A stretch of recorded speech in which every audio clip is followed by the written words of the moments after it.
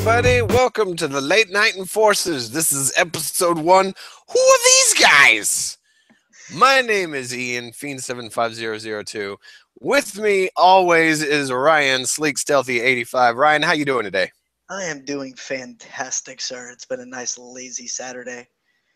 I've enjoyed myself immensely after actually happened to get yesterday off after starting my new job this week. The boss man gave me Friday off, so I enjoyed a day hanging out at the house. Got a couple things done yesterday and went out last night and just pretty much did nothing today, man.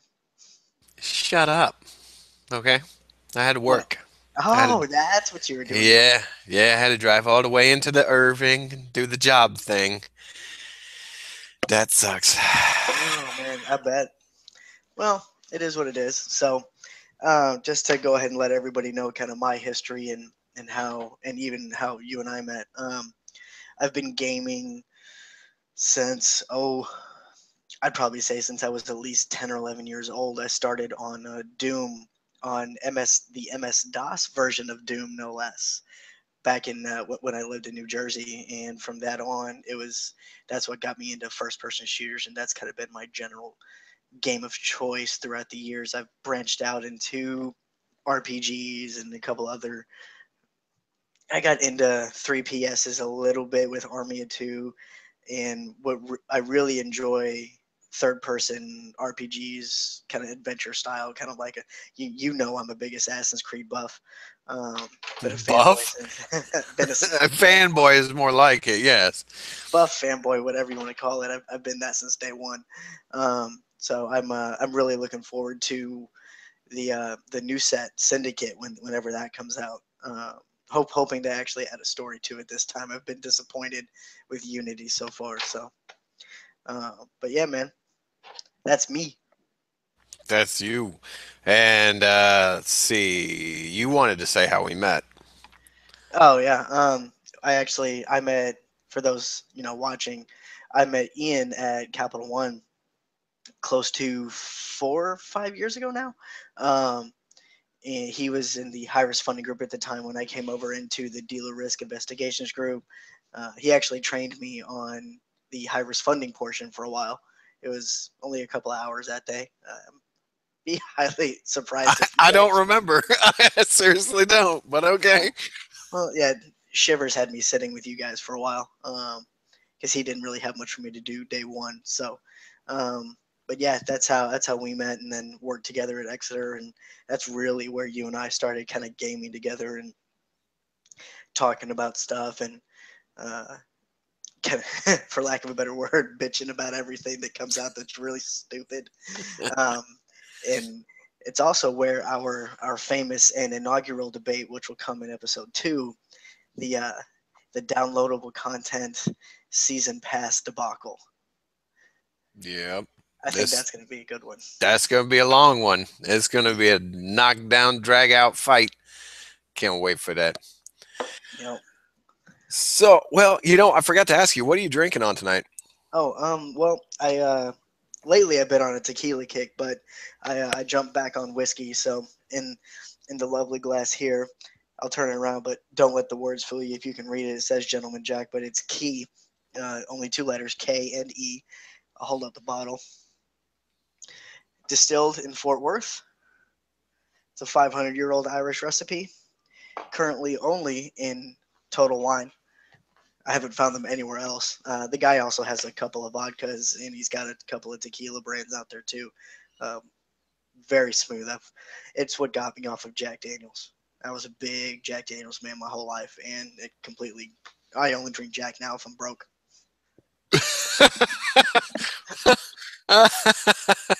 I like it. I like it. I'm gonna have to check that out because I still have yet to pick up a bottle of that and give it a swirl. Yeah, it's only for the bottle of this size, the 750 milliliter. It's only $30.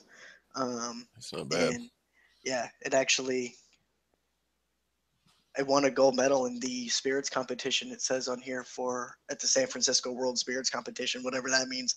Um, but it's good. I highly recommend it for those who are whiskey drinkers. Nice. What So about you? What I'm delving into tonight is real quick, just so that we kind of let you guys know what the kind of weird yin and yang of this is Ryan is a more hard liquor type of drinker, and I'm more of a beer kind of person. I'm as he likes to say, what was it, snobby beer drinker? Is that what you Yes, call me? Yeah. beer, Okay.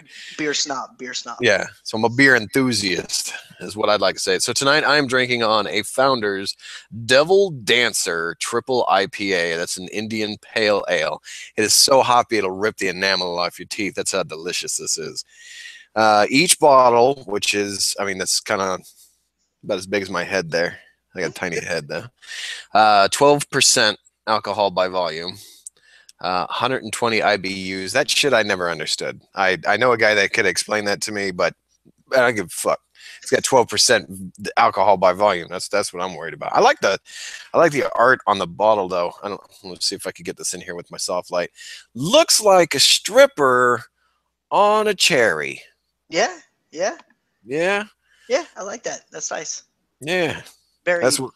hot for teacher-ish. Yeah, there you go. You know what? Actually, there's hands holding that woman up. Makes me think of the old Lords of Acid. They had a CD that on the cover of it was nothing but like a bunch of animated devil girls. That's what that makes me think of. Okay. And you know what? This probably would, yeah, this probably would go right with that flavor. Mm. What, acid? No, no, no, no, no, no. Some type of sweet devil deliciousness. If you get what I mean. So, so I'm enjoying on that. Real quick, my gaming history just kind of, I've done this before on another podcast that I'm tied to. Basically, I started fresh out the womb as far as I can remember. It was Atari 2600, Commodore 64, lots of that horrible ET game, Superman. What was it? Empire Strikes Back on the Atari 2600, and then there was a bunch of games on the Commodore 64 that the names of them elude me right now. And I'm sure I'm going to get shit from other people. Like there was I want to say it was Frankenstein's Castle, but I know that's wrong, where you had all sorts of little teleporters all over the place in one of the puzzles. It was great. Back Right. when EA games literally took about 15 to 20 minutes to load. So, you know, I'm used to, well, I've seen load times that would drive a man insane. So when, even though I don't play it, when Bloodborne is going through those loading screens, it don't bother me that much. Don't bother me at all, because I've had load screens where you go make a sandwich, get a glass of milk, come back, and you still got another 20 minutes.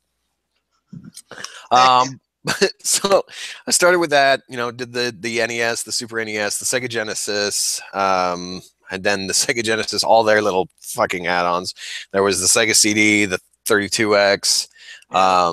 From there, well, I also did a bunch of the portable stuff like the Game Gear and the Game Boy Advance. From there, I jumped to, you know, the N64, PlayStation 1, and then that's so it died off during the Super Nintendo phase, and then it came back during the PlayStation 1 era with Final Fantasy 7. That was like my next big foray into it.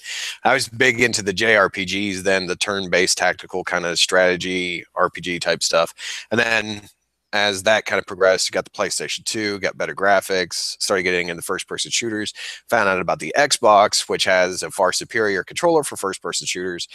Then that led me into where I am now with two Xboxes hooked up to one TV, the 360 and the one. I'm not balling like shot calling or nothing like that. And then I got a PC off to the side that does last gen stuff too. So that's Yeah. pretty much. Yeah. I'm sorry. Go. Oh, no, no, no, no, no. You're good. Okay, well that's I mean that's pretty much my gaming history. I mean, there's not a lot of systems that, well, I take that back. I say there's not a lot of systems that I missed because I don't want to admit to missing quite a few. But a lot of the systems that I did miss were ones that were $700 to $1,000 when they came out at the time, like Right. the 3DO, the Neo Geo, the Jaguar, things along those lines. I mean, I'd love to track them down now. In fact, I've recently bought a one of those retro consoles so that I could go back and buy old Super Nintendo, Nintendo games, Game Boy games, Genesis games, and play through them again. But Yeah. No, I definitely understand. You know, I've still got my 360. I'm not looking to get rid of it yet. So, and I can run that through on the mini TV that I have and just switch HDMI cables whenever I feel like it, and I'm good to rock. I probably want to get me an adapter where I can just switch the inputs at some point. That Pop way, box or drop yeah, box or whatever you want to call it. yeah, I'll grab one of those and I'll just run the capture card out of that. Um, Speaking of capture cards, man, I'm just gonna tell you, I've really enjoyed the Elgato HD60, rolling that out into the streaming that you and I've been doing. Um, I think there's a couple of key things about XSplit, the software that I use, that I like. There's a few things that I don't like. It's really hard for me to get the Be Right Back graphic to get up. It's supposed to queue to a hotkey, and it's not. That's the one hotkey that would, no matter what I pick, it's not queuing. So aside from that, I don't. You don't ever actually have to open up an internet window. You can control your entire stream from there. Your chat, you can see who's watching. You can hit any new followers or subscribers. Throw a shout out through your stream. All of it. Um, Nice. yeah, and it. I didn't even have to mess with my audio delay. A lot of people, if they use OBS or a lot of other types of software, you have to mess with the audio delay to make sure you get it right. Otherwise, like if you're playing your horror games like you do on Wednesdays, and an alien jumps out and freaks you out, you may scream. People will hear you scream and go, because in 30 seconds it's going to hit. Yeah. So I've been enjoying it. So I highly recommend that to anybody that watches this. Pick that up. It's top of the line on the market right now. It's only about $180, and it's self-contained for a power source. You just plug and play, and then Okay. rock. And that's HDMI based, right? Hmm. Okay. See, that would work for even for my retro console because that actually runs through an HDMI cable as well. Yeah, I it's may got have an to. HDMI. It takes HDMI out from the system, run that into the capture card, then run the HDMI out from the card back into the TV. You have a USB cable that run on a micro USB from the card into a USB 3.0 on your machine. And there's an audio jack, so if you have the ability to do a separate external audio out from your system, you can run that into the capture card as well. So, have you ever noticed like a delay, let's say even the most subtle delay, where you hit the jump button and then it lags for like just the splittest of a second as that information is passing out through one cable into the card and then into the TV? I haven't, no. Oh yeah. And which has been interesting. I will notice though that like if I just turn on the Xbox and I don't turn the laptop, nothing, there's no big deal. But then if I'm in the middle of playing something and I want to bust open the laptop to start streaming, my TV will go out while the laptop turns on and the capture card picks up the laptop. And then if I open up the software and prep to stream, as soon as I go into the console viewer, the TV goes out for half a second and comes back in, because it'll start routing through. Okay, because it's got to Yeah, grab the information and shift it around. right. Okay, cool, very Yeah, cool. I've really been enjoying it. So I'll have to show you how that software works sometimes. Mhm. Uh, it's I mean, because you just got a new rig, right, for your machine. Yeah, yeah, my PC. I don't. I was wanting to just basically get a capture card, like an internal capture card, Hmm. so that I could plug, let's say, like my Xbox One directly into it via HDMI, Hmm. and then play on the monitor that I have, so that there is no lag or delay, going from the capture card into the TV after coming out of the system, type of thing. So that's what I was thinking about doing. But this sounds like it might be something worth looking into because that seems like it's a smaller impact type of situation instead of having to buy a card, installing it, making sure the drivers are working, and things along those lines. Right. What I will recommend is that, and kind of what I noticed just tinkering around when I had some time off still, I would I would just stream and play whatever I was playing for a while. It legitimately captures what's on your TV. So like when you stream from the app, it doesn't show you achievements, friend requests, party Hmm. stuff, right? I can get out of the game and you can watch me switch games. You can watch me do stuff on my Xbox that's not just in game. Granted, you can stop the stream or and then start it back up again if you're doing stuff that you don't want people to see, like if you need to update your payment history or whatnot. Yeah. Um, but I think it's a positive side to where if you're trying to do a walkthrough or a tutorial on something system oriented, I think it's great. It also just gives you the ability to record straight if you don't feel like streaming. Software does the same thing. But don't for volume and sound and stuff. We've had my mic issues lately. Yeah. Um, so what I actually to fix that, by the way, to go off on a little side tangent, um, I bought. I went ahead and got the Turtle Beach XO1s Okay. for my system, so that I'll have everything run through here anyway. And if as long as I don't have any sound coming out of my laptop, you'll hear me just fine only through that mic like you would normally uh, via the app. But what I've also done is I bought an additional mic boom for that headset that I can just plug into my laptop and use that as an external mic for the laptop. Hmm. Yeah. Interesting. So let me ask you a question. I know one of the main problems that you and I run into. Actually, let me step back because people may not know this about us. Is when we game, we primarily game off of the Xbox One or Xbox systems. You could call us fanboys if you want. That's fine. Whatever. We don't give a shit. That's where we started doing Yo. our streaming is through the it's through the app on there. And when you use the app on there, even though I've noticed it like during the Destiny beta, during that you were able to hear people that were in my party chat or in my fire team chat. Now when you're streaming through it on a final game, you can't hear anybody but the person streaming. So have you figured out yet how to make it so that with the way that you're streaming, you're able to hear everybody that's in your party chat or in your fire team so that it doesn't sound like you're talking to yourself? The only way that I can think of doing that is to um, there's one workaround, and it really only works with the 360, unless you've got a different audio setup coming out of your Xbox. That's when you see a lot of the more professional streamers that are running better rigs than you or I doing. They have completely separate audio setups. They've got multiple audio cables running out into a different system to where they can control that audio separately through their stream.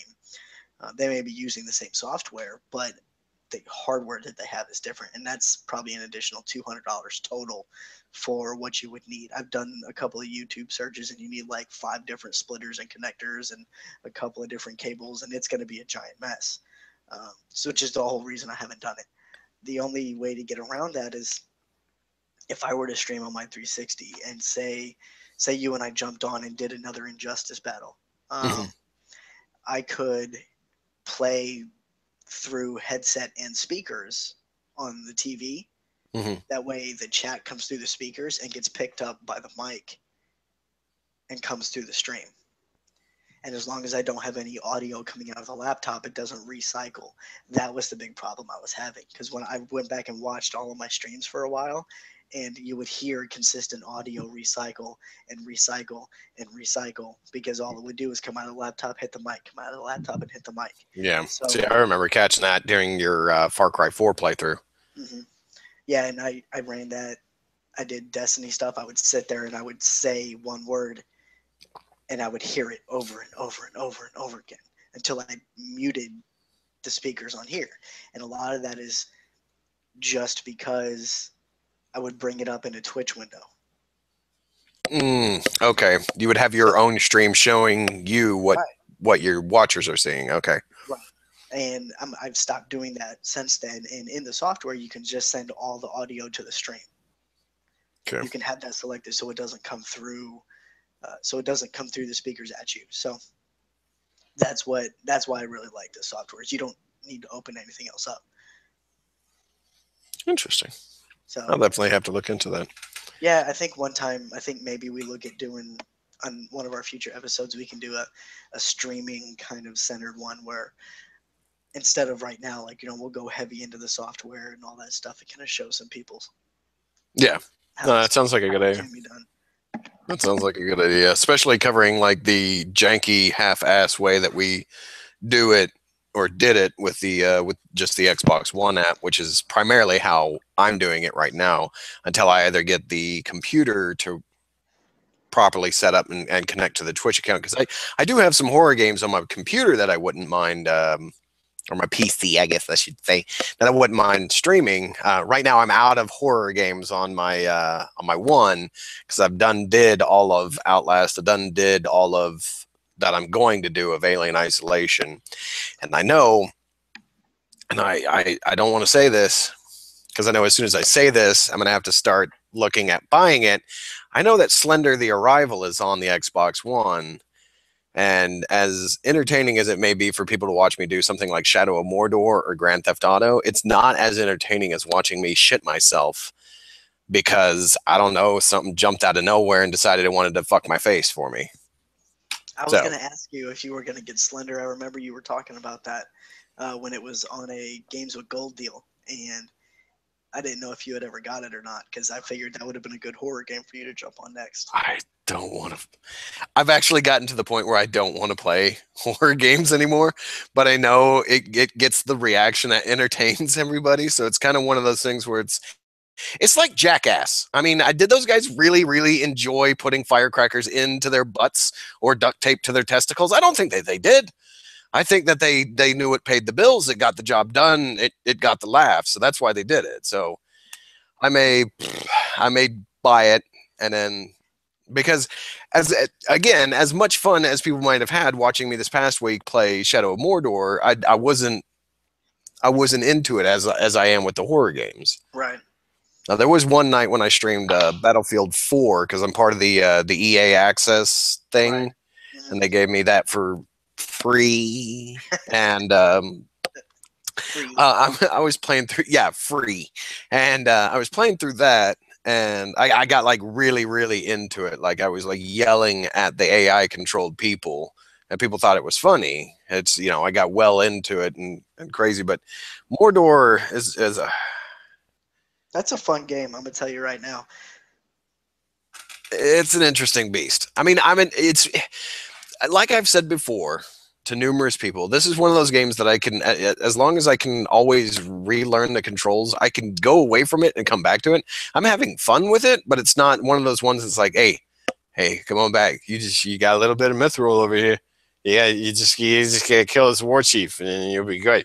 And you can progress the story. Come on, come on, come on. It's not like that. And I don't feel that twinge like, ooh, I want to do some Batman combat with swords. Because There's a lot of people would take that game and they would go, it's half Assassin's Creed, half Batman. Okay, there's two things about that game that are Assassin's Creed. You can hide in the bushes and you can climb on stuff. That's it. oh no, you can do the fucking jump off. It doesn't have the eagle sound, but like you do a stealth kill off of a perched position, he does the like arms out and falls. Yeah, okay, so three things. Yeah. We'll go with three. Okay. Still, regardless, the combat system is very Batman-esque. I find that the Batman combat system, even from Arkham Asylum and then Arkham City, they're both better. And Arkham City and Shadow of Mordor are both Warner Brother games. So that's what made it interesting to me is that you could do group stuns a lot easier in Batman for some reason than you can in this one. And if you play through it long enough, you'll actually get there and you'll see what I mean because you can group stun in a cone, but it doesn't last as long. And I think a lot of it is because the enemies just swarm and swarm and swarm and swarm and swarm. And they don't stop. At some point you have to run, and you can't heal yourself at any point unless you come across a nifty little plant. Which brings me to another point. How is it that in Mordor, in order to heal yourself, you have to be a vegan? I didn't even think about that. Or mushrooms and flowers and thank you. The you mushrooms stoned out of your mind. Yeah.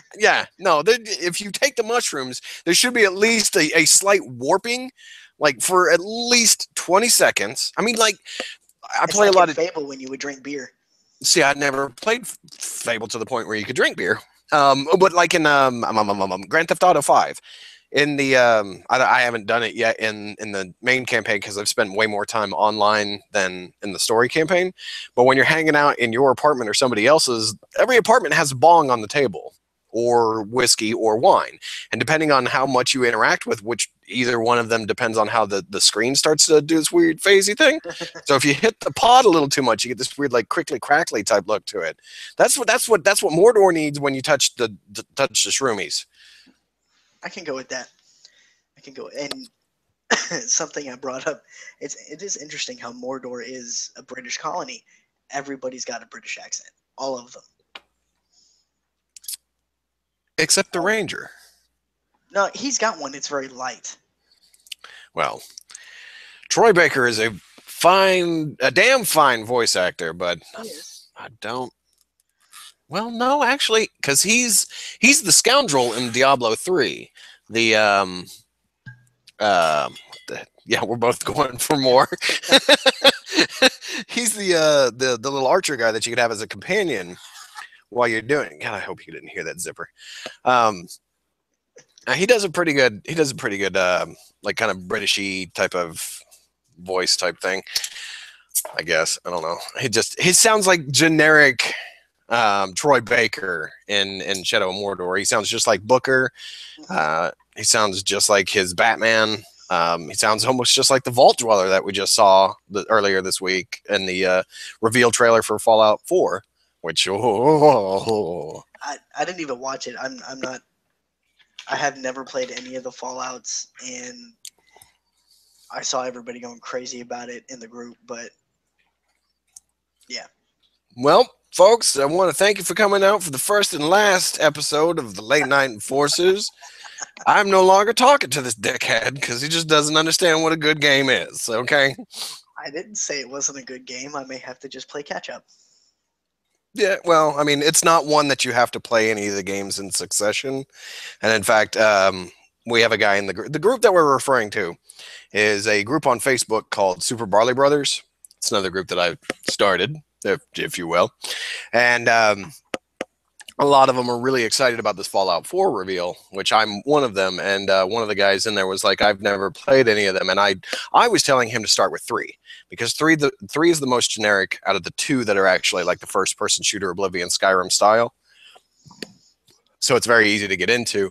New Vegas has a lot of like different storylines. Like literally each of my fingers would be a different storyline and they could either interlink or overlap, or you have to make a decision at one point and kill off certain storylines so you don't have those quests that you could do or things along those lines. It gets a little too deep. Like I was playing it and I was like, okay, cool. I am going to stick with this storyline, which means I need to kill this guy and I need to kill this guy. And then every time I try to kill guy B, it crashes the game. So that brought me to a point where I'm like, okay, cool. I've Yay! played this one for 80 hours and it doesn't want me to continue, so I'm pretty good. Ah, shit. What Uh, else were we going to talk about? Oh, yeah, you were going to talk about, speaking of Batman, segue, you were going to talk about the upcoming Batman and the choices you have made. yeah. So and this will segue into a future discussion that everybody can watch later. I'd have, and I've already publicized it as well. I pre-ordered the Batman Arkham Knight version. I didn't do it at GameStop because Fuck whatever. GameStop. I don't need hard discs anymore, unless I'm really hard up for one. So I went ahead and did it on Xbox Live and it downloaded. It'll wait for release. Interestingly enough, the same day DMC4 Remastered comes out, they drop same day. Oh, no, are you serious? Yeah, Oh, how are we going to do our race? we'll figure it out. Well, yeah, okay, so we race on Wednesdays because that's my normal stream day. We can do And that, then and and, I'll and then stream you Tuesdays. yeah, there you go. That works. Yeah, and I'll do like I started with Far Cry 4, and I'm so tired of that game. I'm glad it was free. Um, um, I'll do the walkthrough to include all DLCs. I'm not really psyched about the Harley Quinn DLC that comes with it. Uh, Is that just challenge maps with you playing as her? No, it seems like she's got her own story. I know Batgirl has a prequel to this game, and nobody's ever been able to play as Batgirl before. Except for And an Injustice. that's Injustice. I'm talking in the Batman series of games. Um, Shut your face. But and then I really want to play the Red Hood set. I think the Jason Todd story will be really good. Um, but yeah, so I went ahead and did that, pre-ordered that, and I've been watching a lot of the Arkham Insiders as they've been coming out, and the mechanics have just been.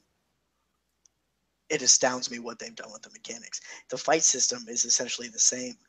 I think they've sped it up a little bit, and they've made it more interactive. Where before, if somebody's on the ground, that's it, they're done. Now you can take somebody on the ground and use them as essentially a bat and beat them into another person. Nice. Yeah, the one that just came out today, episode 5, showed that too, where he would. The glide times are really crazy too. It used to be you would come down and you would drop way too fast, and you couldn't get back up high enough without doing a boost from the grapple gun. Now the dive boost gives you such a huge lift that you essentially don't even need that. And then at the same time, you can take it from um, you can call the Batmobile, afterburner with the Batmobile, exit out, and get a bigger lift. So using it like a trampoline? Kind of. Oh, puppy dog. Oh, puppy dog. The Calm Bat down. trampoline. Batmampoline. So you gleaned over one of the biggest points that I wanted you to bring up in your pre-order. How much did you pay for this pre-order? On a $10 discount, I've dropped $79.99. $79.99. I think it was. It was either that or 89. I don't remember. It was $10 off of actual price. Let's just say a cool $80. Okay. $85 because that's nice middle-ish kind of round. $85 on a game you haven't even played yet. Haven't even played yet. So not only did they get you to pre-order non-physically to the point where now it's you can't cancel it. So that money's gone. It's gone. So not only are you getting the solid game for $60 that they get, even if for some reason your hands get blown off and you can't play video games by the time it comes out, you've already bought the season pass. We all know how much you love season passes. Oh yes, my dog is licking the bottom of my foot. Stop doing that. Yes, that's the only reason why I'm smiling. So yeah, well, granted, that's going to be episode 2's main debate is going to be me and Ryan going into the pros and cons of season passes and the shit that they've done poorly and the stuff that they've done well as far as season passes are concerned with other developers and things along those lines. So I'm not going to argue with you tonight. I will argue with you at some point. Yeah. My headset doesn't have the battery for it. Don't act like you don't have a cable that you can plug into it. Just because you want to be able to get up and walk away at some point and continue talking to me. Yeah, see? You've got the cable. Don't even try to play. But I give you shit for buying into a game that you haven't even played yet. And I actually just helped a Kickstarter for Bloodstained. Damn it. Hold on. Let me, it's Itagashi. I'm going to say this guy's name wrong. He did the Symphony of the Night, the old Castlevania game. He's here we go. Bloodstained Ritual of the Night by Koji Igarashi. I backed that. Oh wow, they're gonna do a PS Vita version of it now. Damn. Okay, so they've raised about $3,500,000, and this game did not require a Kickstarter. Basically, it was one of these things where they had people. They had a company that was willing to fund it, but they wanted to do a Kickstarter just to see if the demand is there for people to buy it. I gave them, I think it was the smallest amount necessary to get the game, which is $25. Yeah, and it falls under the line of the particular games that I like, which, like, my favorite games of all time are Metroid games. And when Symphony of the Night came out, it did exactly what Metroid games do, which is the reason why now we have the genre Metroidvania, because it's a cross between Metroid and Castlevania. Right. So he's the guy that really helped create that for Castlevania. So it's kind of one of those things where it's like, I really like that game. I'm going to go ahead and get him to give him the money so that I could get another one just like it. I'm going to yell at you so bad when you put this thing back on. No, I can still hear you. I just had to plug it in. You got to mute yourself before you do that, because all I heard was... Sure, we're going to get emails from our listeners. Our one listener. Our two listeners. There should be two. We'll have three. We'll have three. Well, yeah, we should have at least three. Maybe four. I'll make sure to put it on my Facebook page too, because now that I'm almost up to 20 peoples. Yeah. Sweet. And I'll get my parents to watch it. Oh, damn. That's sad and lame. That's a sad and lame minute with Ian. All right. Well, I mean, that pretty much covers everything that I think we were talking about covering just for this inaugural one. We're trying to keep it short so that you guys get a chance to kind of sit through, listen to how we banter with each other. Yeah. I assure you it will get worse. Me and him are going to get into some drag out, nasty arguments. Just know that he loves me. No matter what. No homo. Is there anything else that you want to throw in there, man? No. I mean, if anybody is on the Xbox One, my Twitter handle and gamer tag is the same as what you see down there in the banner. And Ian/Fiend75002. That's him. Hit us up. You want to roll through some Destiny? You want to roll through pretty much? Ask us if we got it. We'll play it. Titanfall. We'll play some Titanfall. We still haven't done any Titanfall. You haven't done any Titanfall. I'm like Gen 3, okay? Step up. Maybe I should re-download that game. Yeah, you probably should. I got no bandwidth. But yeah, that's really about it. And then we can, jump in on streams and all that stuff. Again, our stream schedule, I typically roll Tuesdays. Ian will roll Wednesdays. Make sure you hit us up on Twitch. Same names on Twitch. Yeah, it's the same names or everything. Yep. So, other than that was it, man. Okay. So, yeah, I'm just going to add in on that. If you're on any other social media, you can find me as Fiend75002 on Instagram, Vine, Friendster, MySpace, what's that, ICQ, AIM. I actually don't have all those Fiend75002s. I'm trying to make a really bad joke. It's not very good. It's not very good. But we definitely appreciate you guys coming out, spending what time you did with us on the Late Night Enforcers. That's also our clan in Destiny. So if you don't have a clan in Destiny and you're on the Xbox One, join us. And maybe someday Fiend can get carried through one of these damn raids. Maybe. I don't know. Maybe. There might be enough people on tonight where we can do it right after this if you'd like, sir. That's always a possibility. I gotta see what the other things got going on before I do that, though. Yeah. But, again, we appreciate you guys coming out. We are the Late Night Enforcers, and we'll hit you up as soon as we can again with a great debate of DLC and season passes. Have yourself a good night. Enjoy, everybody.